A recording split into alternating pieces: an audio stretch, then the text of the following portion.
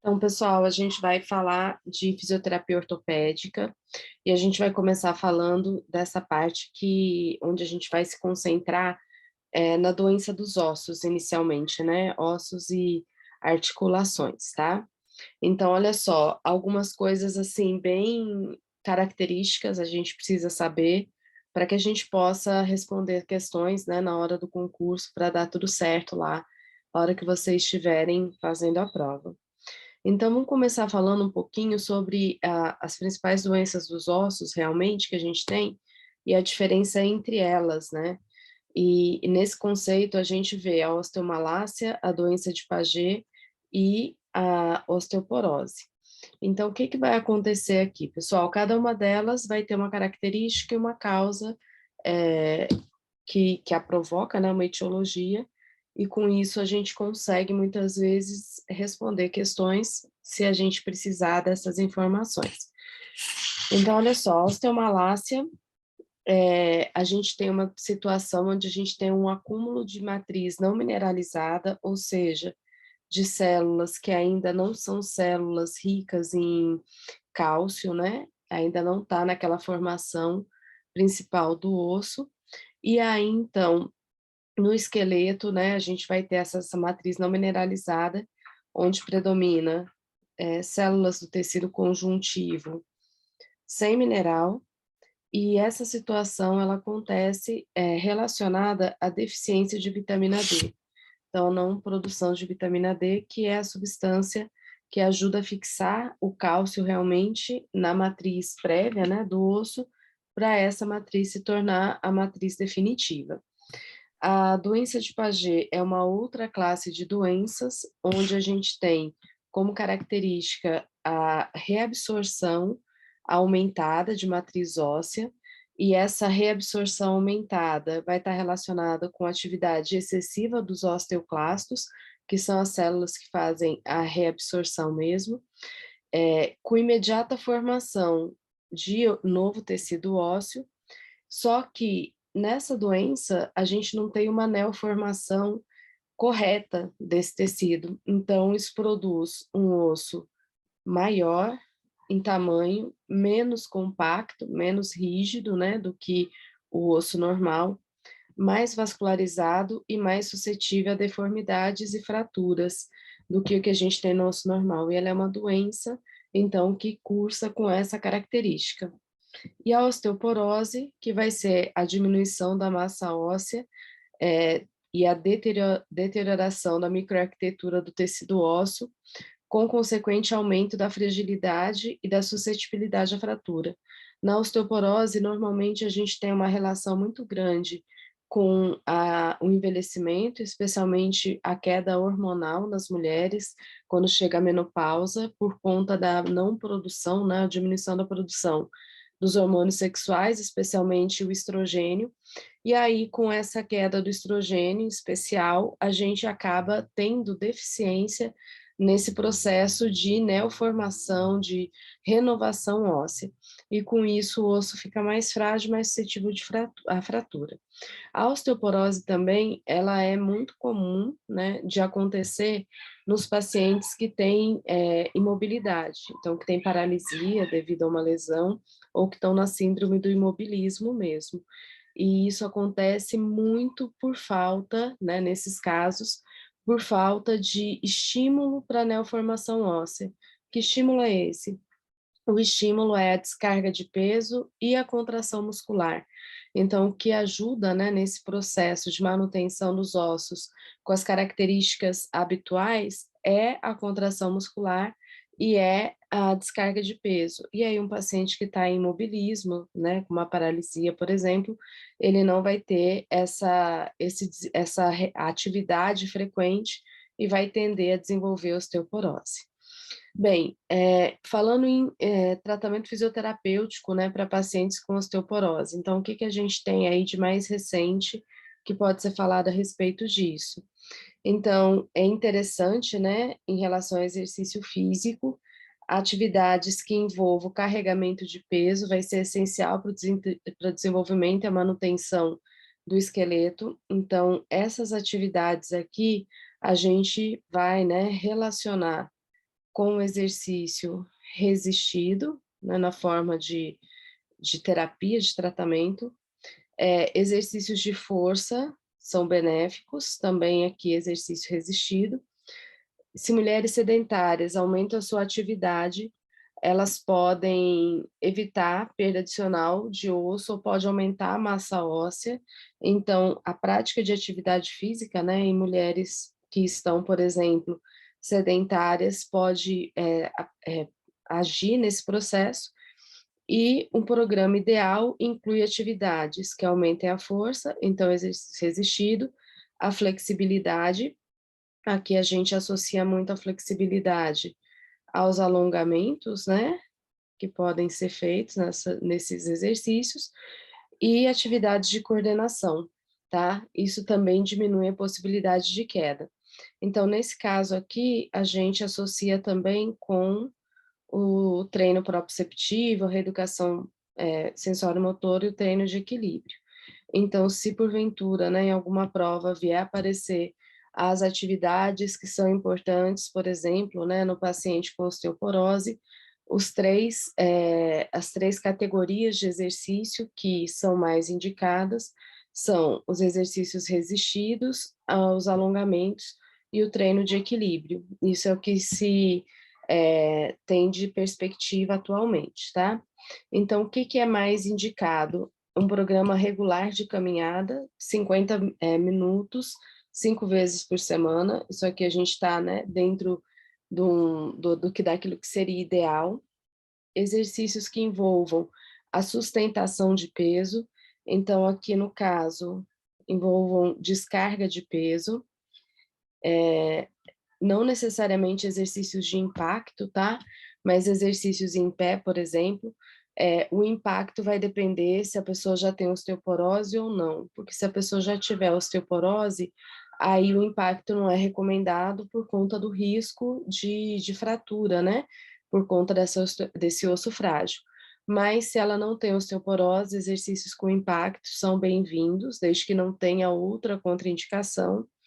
Atividades que envolvam equilíbrio e coordenação, então, naquela categoria que a gente colocou, né, do treino de equilíbrio, do treino proprioceptivo, pode entrar aqui, e atividades que envolvam a extensão da coluna também são interessantes, especialmente por conta das deformidades que podem ser instaladas em decorrência da osteoporose, né, na coluna vertebral. Então, a gente pode ter algumas alterações muito ligadas à osteoporose. A gente vai falar mais na frente um pouquinho de coluna, e essas atividades de extensão, então, ajudam a prevenir esse processo. São contraindicados para pessoas que já têm osteoporose instalada, tá? Então, exercícios aeróbicos de alto impacto, como corrida e salto, por conta do risco de fratura, movimentos de flexão de coluna, por conta do aumento das forças de compressão, atividades que envolvam risco de queda, como step, caminhada em terrenos irregulares, e a depender do paciente até a esteira, né? Se esse paciente não tiver um bom controle da esteira, e movimentos resistidos de abdução e adução do quadril, isso nos pacientes que já têm, então, a osteoporose instalada, justamente para evitar movimentos que possam, por exemplo, favorecer a degeneração óssea no quadril, que possam provocar, eventualmente, fraturas por conta dessa degeneração já instalada. Então, aqui a gente tem um resumo, né, do que é mais recomendado atualmente para o tratamento fisioterapêutico no caso da osteoporose. E a gente vai falar agora de outra alteração que é importante, né, cai muito em provas, que é a osteoartrite, ou artrose, ou a osteoartrose, que é uma doença da articulação, mas que também está ligada aos ossos, tá? Então, a gente tem aqui um conjunto de informações iniciais que são importantes para a gente entender esse processo patológico que acontece e que leva ao desenvolvimento dessa alteração. Então, a osteoartrite ou a artrose, a osteoartrose, né, normalmente aparece mais, atualmente o termo mais utilizado é osteoartrite. A gente vai ter, né, na gênese, na etiologia do desenvolvimento desse processo, um desequilíbrio entre a formação e a destruição da matriz, aqui no caso, a matriz de tecido cartilaginoso, né, o tecido conjuntivo nas articulações, com aumento desse processo de destruição, né? Então, a gente passa a desenvolver esse aumento dessa destruição e muitas vezes não é possível renovar na mesma medida.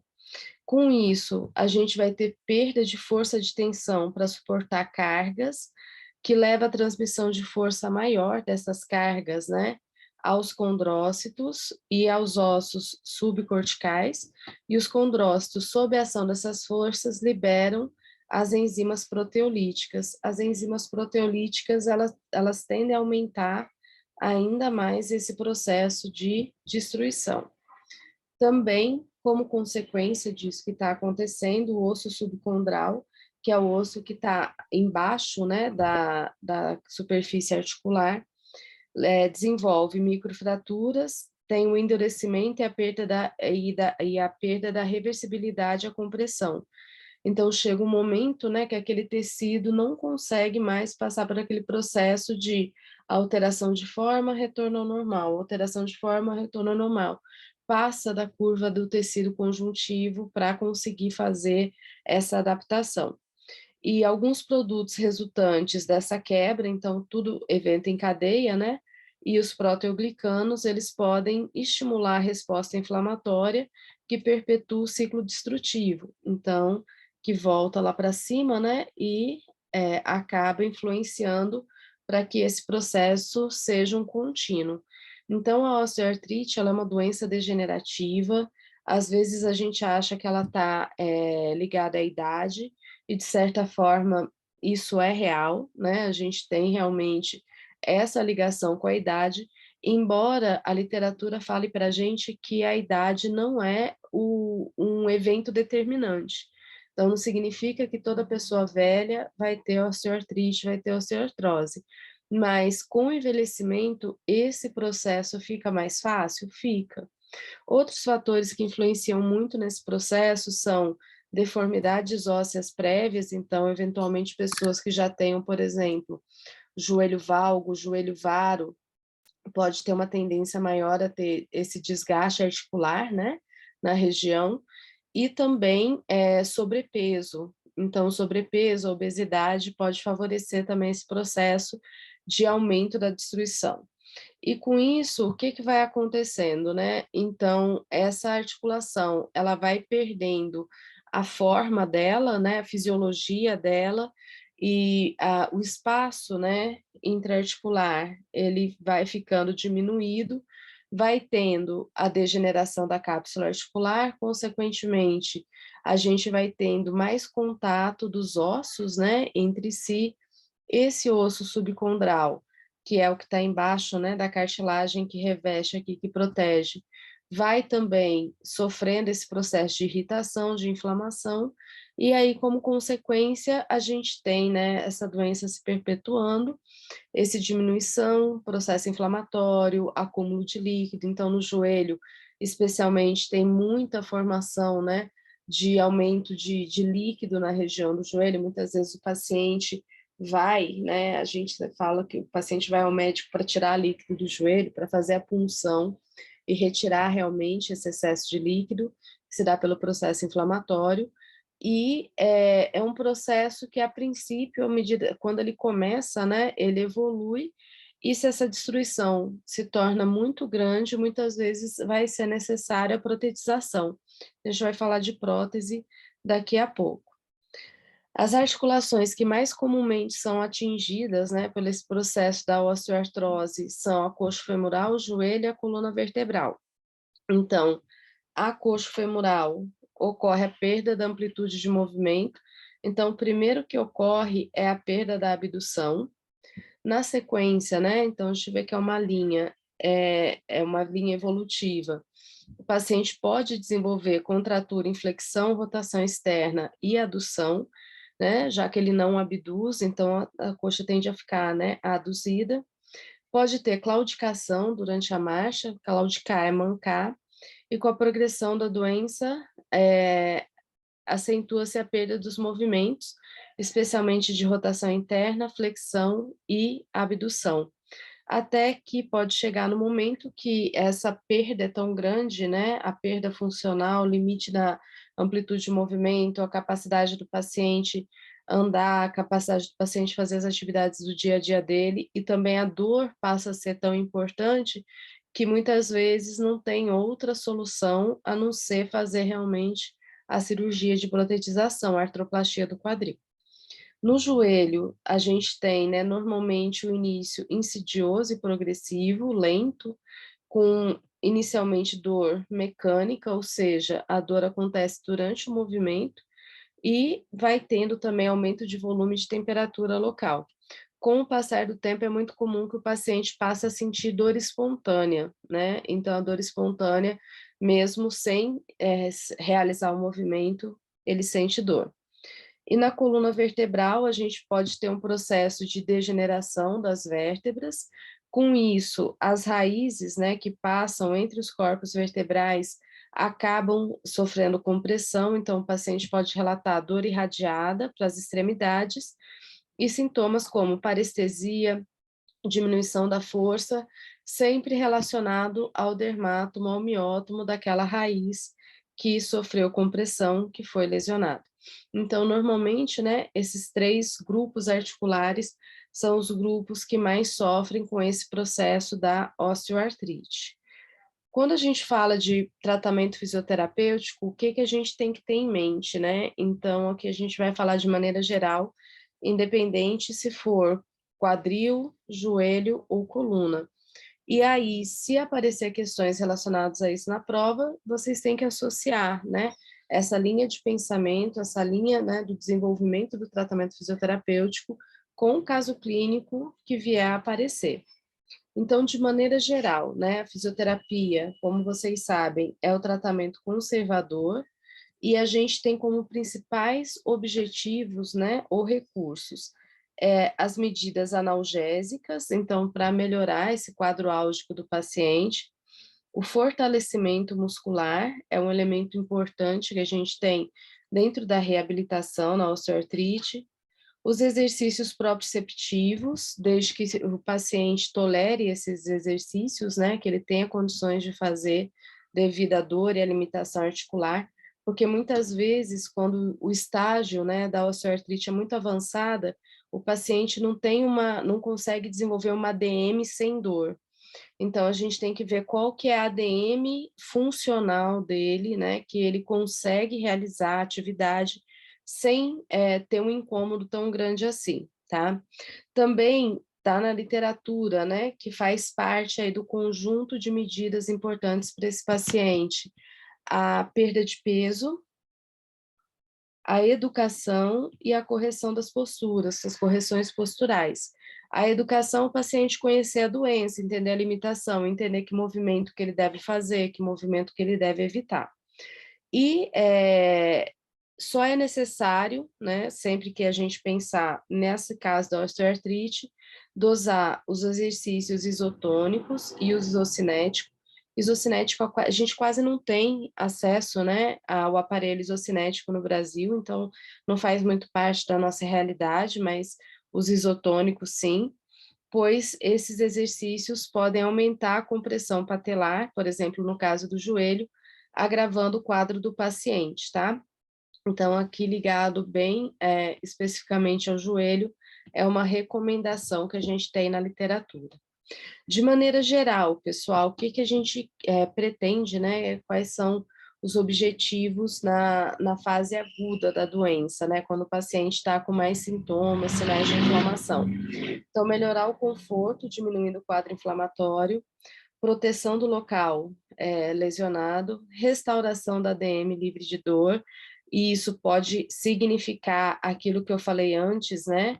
Da ADM funcional, que é o que o paciente precisa no dia a dia dele, não necessariamente a ADM completa nas doenças articulares. Retardo da atrofia muscular, que é muito comum quando a pessoa se movimenta menos, né? Ela tem atrofia. Minimização dos efeitos nocivos da imobilização e da restrição da atividade, seja essa imobilização uma imobilização usada por uma forma de tratamento, ou seja, a restrição de atividade por falta de condições mesmo do paciente em realizar a atividade, manter o condicionamento cardiovascular e a independência no programa de exercícios domiciliares, né? Então, esse aqui é um princípio básico de objetivos que a gente vai ter na fase aguda. Muitas vezes na fase aguda a gente procura implantar aquele chamado protocolo Pricement, né, ou as linhas gerais, né, do tratamento da fase aguda da doença em processo inflamatório ativo, que são, né, esse Pricement, a sigla em inglês, se a gente pegar as primeiras letras ali, proteção. Essa proteção ela pode ser com o uso de órteses, com o uso de imobilização, a depender do caso. O repouso. Então, o repouso pode ser um repouso absoluto ou um repouso relativo, às vezes um repouso daquela articulação específica, mas o restante do corpo podendo se movimentar e fazer exercício. O uso de gelo, a compressão e a elevação do membro, né, da região afetada, a terapia manual, a mobilização precoce. Essa mobilização precoce, ou movimentação precoce, vai depender do caso e não necessariamente é do complexo articular lesionado, mas do restante do corpo. E o uso de medicação, que está sob o cuidado, né, deve ficar sob o cuidado de prescrição médica. A gente não tem autonomia para prescrever medicamento.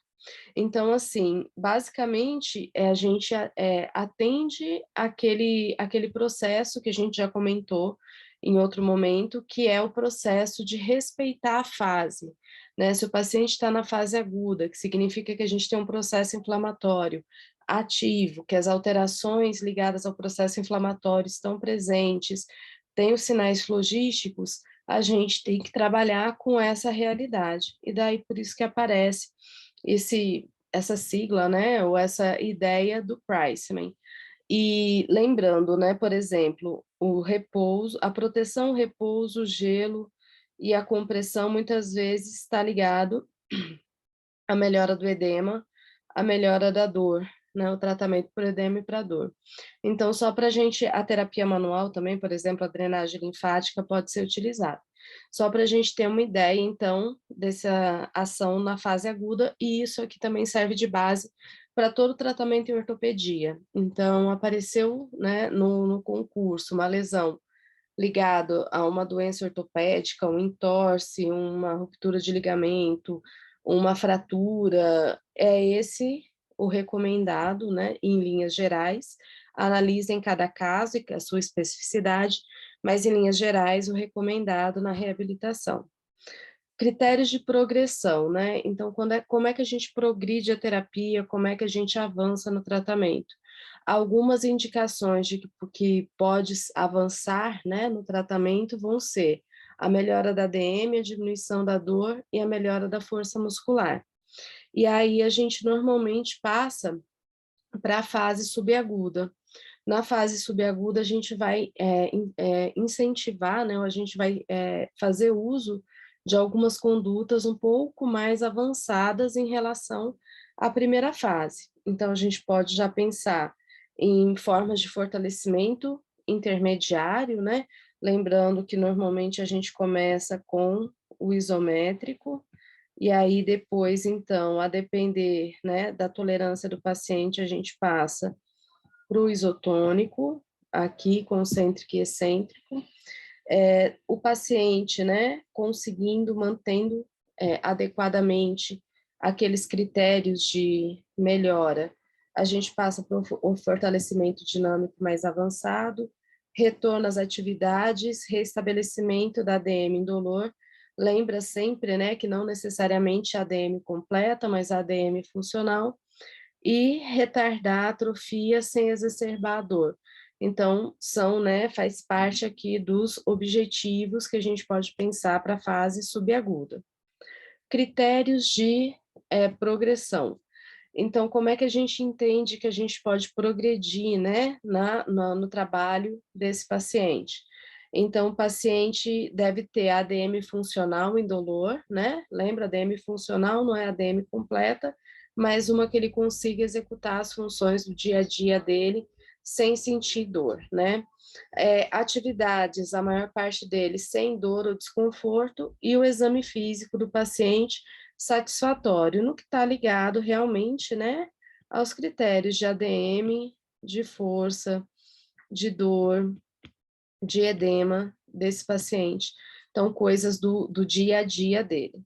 E aí, com isso, né, se a gente analisa que esse paciente tem esses critérios, né, já está melhor, a gente já pensa em desenvolver atividades para o retorno das atividades habituais. Seja essas atividades habituais, né, gente, as AVDs que esse paciente tinha antes da lesão ortopédica, a gente pode pensar nas atividades laborais, né, se é um paciente, se é uma pessoa que ainda trabalha, se é o caso, as atividades esportivas, seja atleta amador ou a profissional, seja, por exemplo, um paciente idoso, né, que porventura praticava uma atividade antes, aí teve essa agudização do quadro da osteoartrite e quer retornar para a atividade que ele fazia antes, tá? Então, para retornar para essas atividades habituais, a gente pensa, né, em aumentar força e resistência muscular, né? Então, aqui a gente já pensando na resistência também, como uma forma aí da pessoa conseguir a independência posteriormente, aumentar a potência está relacionada, né, com agilidade, com velocidade das atividades, aumentar o controle motor, e fazer o treino de equilíbrio e propriocepção. Normalmente, essas atividades aqui estão associadas e são aquelas que a gente trabalha na reeducação sensório-motora. Quando é o caso, em treino de marcha, né, eventualmente um paciente que estava usando, por exemplo, um auxílio à locomoção, a gente analisar e realmente verificar a possibilidade de retirada desse auxílio e os treinos funcionais do dia a dia dele, para que ele volte ali, né, seja para as AVD, seja para o trabalho, seja para as atividades esportivas, de forma a não ter problemas, né, a não desenvolver uma nova crise, desenvolver uma nova lesão. Então, isso aqui, gente, em linhas gerais, é o que a gente pensa para o tratamento ortopédico, tá? Então, vou falar isso de novo, que aparecendo, né, questões na prova ligadas à ortopedia, à lesão aguda, a lesões que envolvam, né, que comprometam a funcionalidade do paciente, é essa linha de raciocínio que a gente utiliza dentro da fisioterapia ortopédica, pelo menos que a literatura traz para a gente. E aí, a depender do caso, pensem na especificidade de cada caso para responder a questão, tá? Um ponto que sempre é importante da gente revisitar, né, é o tratamento fisioterapêutico na artroplastia total de quadril. Aqui ao longo da aula também eu vou fazer alguns parênteses com artroplastia de joelho, tá? De qualquer forma, gente, a artroplastia é aquela cirurgia onde a gente substitui, né, a gente não médico faz a substituição da articulação, normalmente por conta da osteoartrite, né? Então, está entre as causas mais comuns que levam à degeneração articular a ponto de ser necessário uma artroplastia, a substituição daquela articulação por uma prótese sintética, né? Por uma articulação sintética. Então, a gente vai dar ênfase aqui no quadril, como eu disse para vocês, eu vou comentar sobre o joelho também. Então, para a gente entender, né, esse quadro, artroplastia total de quadril ousada, em casos de lesão articular grave, né, onde a gente tenha já uma destruição considerável dessa articulação, normalmente resultante da osteoartrite, da artrite reumatoide e, no caso do quadril, da necrose avascular da cabeça do fêmur, que é a Legg-Calvé-Peters, tá? Então, esses aqui são os principais motivos, né, as principais etiologias que levam à necessidade de uma artroplastia total de quadril. Geralmente é indicado para pacientes, então, que sentem dor ao movimento e ao repouso. Então, é um critério importante, né, porque é aquele paciente que sente dor o tempo todo. É indicado para os pacientes que apresentem limitações funcionais, ou seja, que essa alteração, essa degeneração articular já impacte nas atividades do dia a dia dele, nas atividades funcionais. Pacientes que têm perda de mobilidade e mobilidade importante, né, que não consegue manter nem aquela DM funcional que a gente diz, e quando tem também indicações radiográficas de doença articular, intraarticular importante. Então, é feito, né, gente, toda uma análise para que realmente tenha a recomendação correta. E aqui, isso vai servir, né, como critério tanto para a artroplastia de total de quadril, como a total de joelho também. Esses critérios vão ser os critérios mais importantes, em especial, então, a dor e a limitação funcional, que é muitas vezes o que vai acabar impactando demais na qualidade de vida do paciente, tá? Bem, o que que acontece na artroplastia total de quadril? A cabeça do fêmur e a fossa do acetábulo, elas são substituídas por uma prótese, né? Por uma cabeça do fêmur, por uma fossa do acetábulo sintética. E a gente tem 3 tipos de abordagem. Então, essas abordagens aqui são interessantes, especialmente para provas mais difíceis, a gente ter já em mente isso aqui, tá? Aqui é direta. Ter em mente e depois observar as especificidades de cada uma. Então, as abordagens é onde é feita a incisão, é onde é feita a cirurgia, tá? É onde é aberto, né, o espaço para poder fazer a prótese. Então, a gente tem a anterolateral, a lateral direta e a posterolateral, né? E isso vai ser decidido pelo médico, pelo cirurgião, mas só para a gente entender o que é isso, né? Diz respeito ao local onde vai fazer o corte, vai fazer a incisão cirúrgica. A prótese de quadril, ela pode ser cimentada ou não cimentada, e isso aqui é algo também muito importante, tá? Porque essa questão, ela está totalmente ligada ao processo de reabilitação, uma vez que impacta na descarga de peso, né? Na possibilidade do paciente descarregar peso, colocar peso na perna ou não colocar. Então, eu falo que impacta totalmente no processo de reabilitação, por quê? Porque quando ela é cimentada, muitas vezes, a gente já vai fazer essa descarga de peso no primeiro, no segundo dia de pós-operatório, quando o paciente já tolerar e antes do paciente ter alta do hospital. Então, o paciente ele já vai para casa andando, orientado quanto à órtese que ele vai usar de auxílio à locomoção, treinado e tudo mais. Isso na cimentada. Na não cimentada, muitas vezes o paciente vai passar um longo período de tempo sem fazer descarga de peso ou fazendo uma descarga de peso muito baixa. Então, impacta completamente o processo de reabilitação, né? Porque pode muito facilmente gerar a síndrome do imobilismo, dependendo da idade do paciente, e o paciente não conseguir se recuperar depois de passar um período de 30 dias acamado, sem descarga de peso nenhuma, 3 a 4 meses com descarga parcial muito leve. Mais para frente a gente vai ainda comentar um pouquinho mais sobre isso, mas só para a gente já ter uma ideia, tá?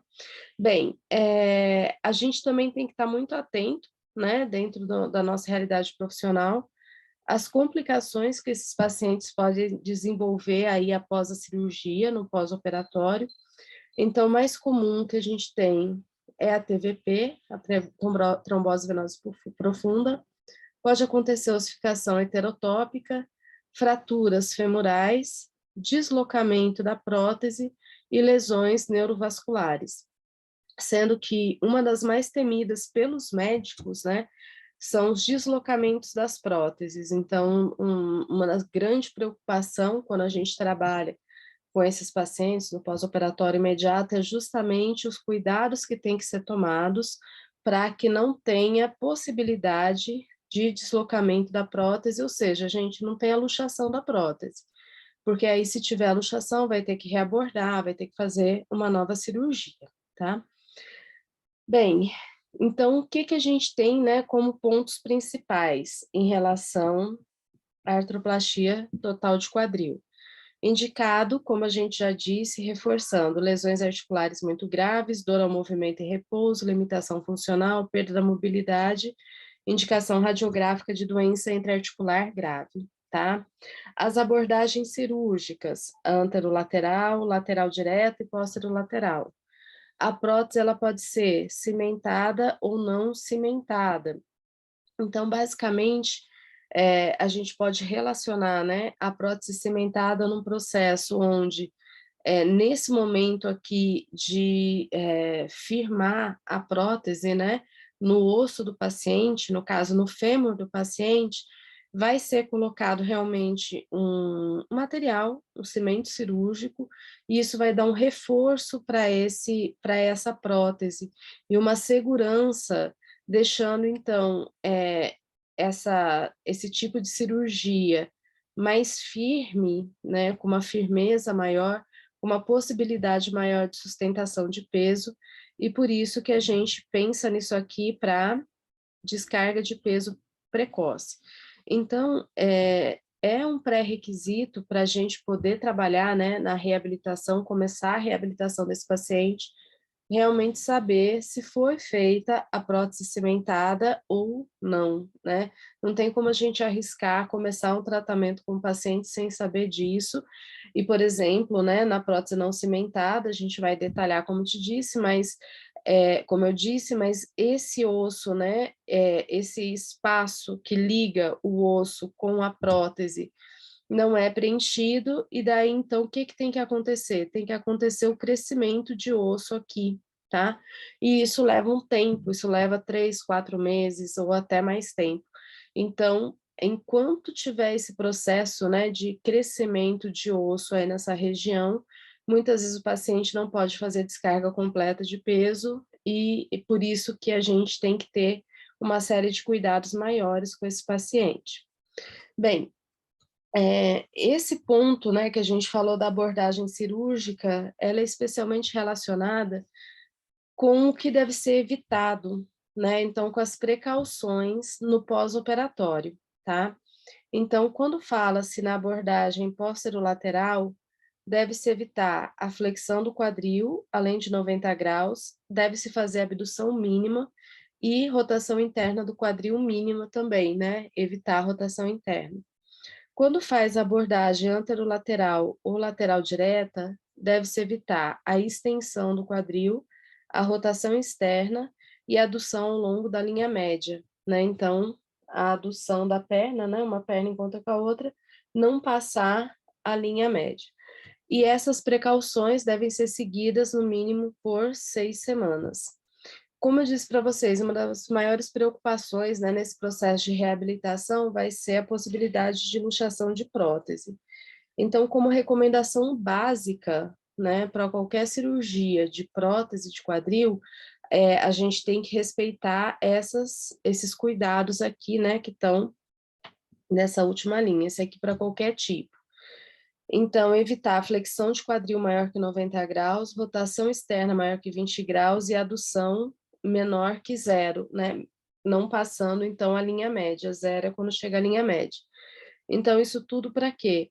Para prevenir essa luxação da prótese, essa possibilidade de luxação da prótese. Muitas vezes isso é algo que o paciente vai seguir por muito mais tempo, justamente para prevenir a ocorrência, né, dessa luxação em qualquer momento da vida dele no pós-cirúrgico, embora a gente saiba que com o passar do tempo, esse paciente desenvolva mais capacidade, tem que se tomar cuidado, tá? O tratamento fisioterapêutico, ele pode ser dividido em etapas, né, que a gente vai falar um pouquinho sobre essas etapas, mas a gente tem fase 1, 24 horas a 7 dias, fase 2, 2 dias a 8 semanas, fase 3 após 9 semanas, que é um tempo de acompanhamento normalmente longo que a gente tem com esses pacientes. A primeira coisa, então, que a gente vai fazer, né, que a gente deve fazer é orientar esse paciente. Então, aqui são alguns exemplos de orientação, né, dormir com o travesseiro no meio da perna, até para evitar que haja, né, essa passagem aqui de adução além da linha média. Quando o paciente vai se levantar da cama e com as duas pernas juntas, né, não fazer uma perna depois a outra aqui para evitar essa adução. Sentado no sofá, não fletir o tronco para frente, que quando flete esse tronco para frente, né, vai pegar e vai levar, indicar como se fosse uma flexão do quadril, mais de 90 graus.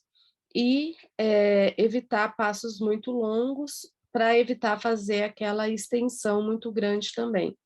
Então, logo no começo já tem que passar essas orientações. Muitas vezes as orientações aparecem em prova, tá? Então, quais orientações devem ser dadas? E aqui pensando, né, nas etapas, então, da cirurgia, do pós-operatório, mais ou menos como é que a gente distribui objetivos e condutas, tá? E aí eu vou falar novamente para vocês, aparecendo isso na prova, vocês analisem o caso e apliquem da maneira mais adequada possível, mas o conhecimento vocês têm. Conhecimento, a informação, ela está aqui. Então, vamos lá, pessoal, na fase 1, 24 horas a 7 dias, os principais objetivos são prevenir as complicações pós-cirúrgicas, como TVP, infecção, embolia pulmonar e efeitos nocivos da imobilidade, diminuir a dor e orientar o paciente. O que a gente tem de intervenção, então, principal envolvida com esses objetivos? Então, exercício de resistência para as extremidades não envolvidas, né? Então, para os membros não operados, exercício de bomba de tornozelo, exercício de respiração profunda e tosse, iniciar o exercício de transferência de peso, instruir o paciente sobre a mobilidade na cama. Isso já no primeiro dia, né, que são essas orientações aqui que a gente falou, porque a gente já tem que preparar esse paciente, né, para o momento que ele for ficar sozinho no leito, no quarto do hospital. Treino de marcha com muletas ou com andador, ele é normalmente feito após o segundo dia, isso depende muito do protocolo do cirurgião e do serviço, e a sustentação de peso no membro vai depender, como a gente veio falando, se a prótese é cimentada ou se ela é não cimentada, tá? Na não cimentada, só pode 10% de descarga de peso corporal. Na cimentada, dependendo do cirurgião, pode ser iniciada, né, descarga de peso imediatamente, com auxílio de um andador, medida pela tolerância do paciente. Então, o quanto o paciente consegue, né, fazer esses movimentos, sentar, ficar em pé, começar os exercícios de senta e levanta, manter o ortostatismo, isso depende da tolerância dele à dor, né, naquele primeiro momento do pós-operatório, e manter essa sustentação parcial de peso por 6 semanas aproximadamente. Então, normalmente a gente usa, né, esse caminho para fazer esse atendimento do paciente, iniciando, então, no caso da cimentada, com o andador por um tempo inicial aí de 6 semanas e depois passando para as progressões, né? Podendo muitas vezes progredir dependendo do quadro clínico geral, do andador para a bengala e da bengala depois para a marcha livre quando tiver segurança, não tiver risco de queda. Também nessa fase, a gente pode trabalhar, né, flexão ativa assistida de quadril e joelho, com deslizamento do calcanhar no membro envolvido, e geralmente só no segundo dia após a cirurgia, até por conta da dor do paciente, tá? Eu só vou chamar a atenção de vocês, pessoal, para duas coisas aqui, tá? Então, seja na prótese de joelho, seja na prótese do quadril, e aí aqui no quadril a gente pensando na cimentada, tem duas coisas muito importantes que a gente já deve trabalhar desde o começo e que a gente tem que ter em mente. Uma delas é a manutenção da ADM, tá? Então, assim, muitas vezes o paciente ele tem resistência em fazer exercício de ADM. Aqui está falando, por exemplo, flexão assistida ativa do quadril e joelho, né? Claro que no quadril a gente vai até 90 graus, porque essa é a recomendação. No joelho, a gente faz a flexão, a extensão completa. Esse paciente não pode não fazer o movimento completo de flexão e extensão do joelho, ele não pode perder essa ADM, senão vai enrijecer, né, a prótese dele ali, ele não vai movimentar mais. E aí esse paciente não vai conseguir, se ele não estende o joelho, né, ou também não dobra, ele não vai conseguir ter independência, tá? Então, uma coisa que tem muito claro para a gente na literatura é essa necessidade de agir na ADM precocemente.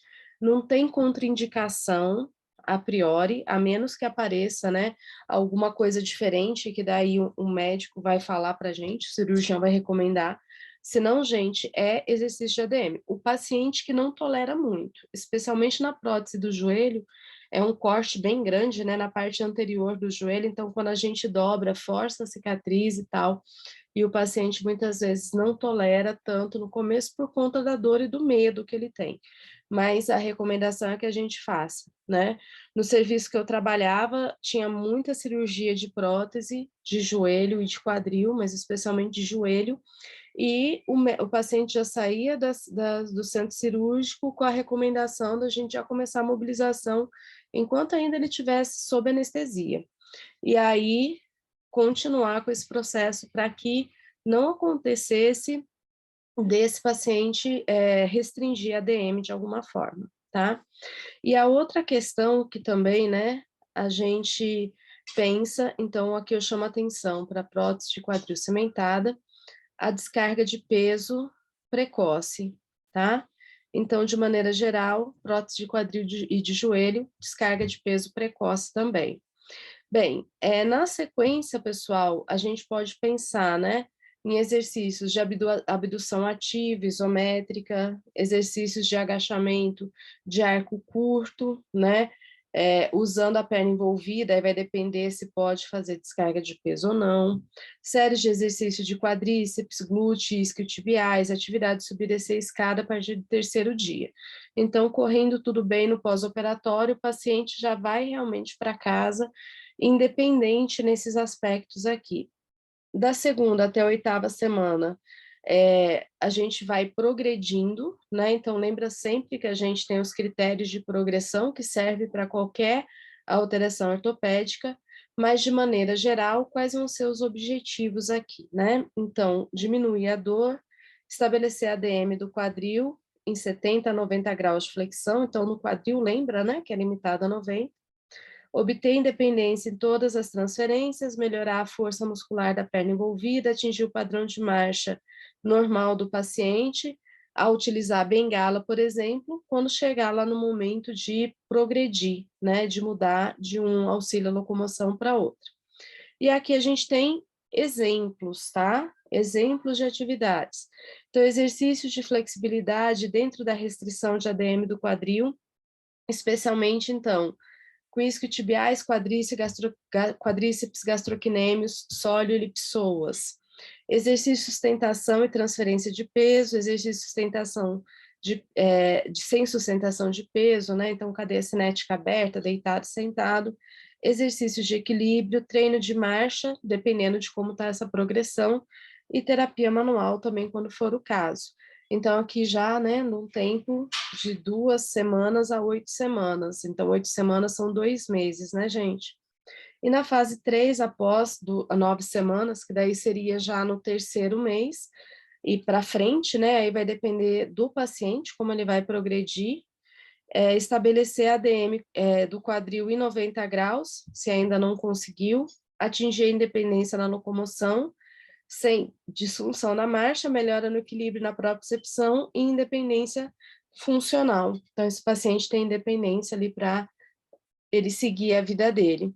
Então, a gente trabalha com a progressão dos exercícios da fase 1 e 2, né? Como eu disse para vocês, observando os critérios de progressão, mas basicamente amplitude de movimento, flexibilidade, fortalecimento, treino proprioceptivo naquela sequência que vocês já conseguem, tá?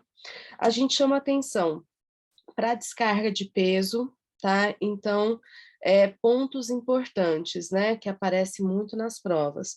Treino de marcha com muletas ou andador após o segundo dia. Sustentação de peso no membro envolvido vai depender se a prótese é cimentada ou não. A gente já falou bastante sobre isso, especialmente da prótese cimentada. E aí, na não cimentada, gente, só pode 10% do peso corporal, tá? No slide seguinte eu vou comentar um pouquinho mais. Na cimentada, tá? Então, aqui chamando atenção de novo, a depender do cirurgião, descarga de peso imediata. Então, no serviço que eu trabalhava, já era imediato, quando o paciente, né, começava a se recuperar já ali do pós-operatório, tal, com estabilidade hemodinâmica, a gente já pensava na sedestação, para o paciente se habituando, né, aquele mal-estar que é normal ele sentir depois de um tempo acamado, mesmo que seja pouco tempo, quando vai ficar a primeira vez em pé. Então, na sequência, já se fazia ortostatismo com o andador, né, no caso a gente usava como protocolo o andador. E aí, isso vai ser então, né, na prótese cimentada, vai ser determinado pela prótese ser cimentada ou não, pela conversa com o médico e pela tolerância do paciente, normalmente permanece com a dor até por 6 semanas, isso se fluir tudo bem, né. Alguns autores defendem que na prótese não cimentada deve-se ter apoio mínimo por 20 a 30 dias. Apoio mínimo é só encostar a ponta do dedo no chão. Então, por exemplo, quando o paciente está fazendo alguma atividade em pé, né, para manter equilíbrio mesmo, tá? Não descarregar peso de forma alguma. Isso é muito difícil para paciente idoso, porque isso aqui a gente consegue mais quando a gente faz marcha com muleta axilar, né? E muitas vezes o paciente idoso ele não tem força, não vai ter condições físicas e de equilíbrio, nem de força de membro superior, nem de equilíbrio de usar a marcha, de usar a muleta axilar. Então, por isso é muito difícil para o paciente idoso, muito tempo eles passam por aquele momento de desenvolver mesmo características de imobilismo. E aí, né, segundo alguns autores, depois disso é permitido 30% de apoio nos próximos 30 dias e vai aumentando a descarga de peso progressivamente. A literatura ela é muito cruel com a gente no que diz respeito a esse negócio de 30% de descarga de peso, 50% de descarga de peso, 70% de descarga de peso, porque na verdade a gente não tem como ter essa medida correta, né, exata. Então, o que que se entende? Entende-se como descarga de peso, apoio mínimo, que seria aqueles nem 10%, né, o 10%, encostar o dedo, né, que é esse aqui, e depois vai se entender que quando o paciente está usando o andador, por exemplo, a descarga de peso dele é menor, a gente tem que orientar a marcha desse paciente, né, para que quando ele vai fazer o passo, né, quando ele vai sustentar peso, melhor dizendo, com a perna operada, ele divida essa sustentação de peso com os braços, né? Então, que ele segure mais firme no andador naquele momento, justamente para não descarregar peso completamente naquela perna.